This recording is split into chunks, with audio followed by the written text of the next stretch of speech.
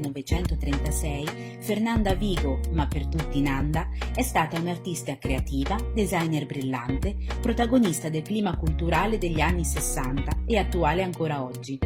Una donna così eclettica, con una visione libera da costrizioni, che va oltre le convenzioni. Una pioniera che ha sempre esplorato mondi diversi e creduto fermamente nelle connessioni tra le arti, quali design, architettura, ambiente, arte e perfino la moda.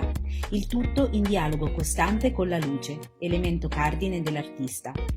Si forma in Svizzera, lavora negli Stati Uniti, ma poi sceglie Milano dove vivere e aprire un suo studio.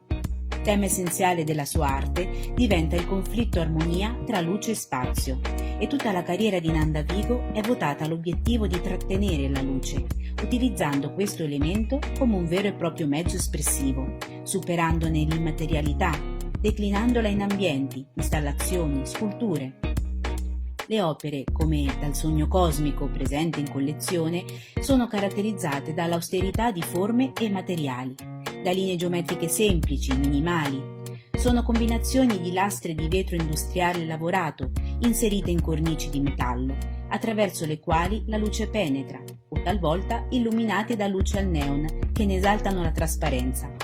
L'obiettivo è dare forma a un'arte totale, in grado di abbracciare tutte le discipline ed interagire con lo spettatore nel segno dell'assoluta libertà espressiva. Per uno strano gioco del destino, colei che ne aveva fatto la materia d'elezione muore proprio nel giorno della Giornata Internazionale della Luce, il 16 maggio 2020, all'età di 83 anni.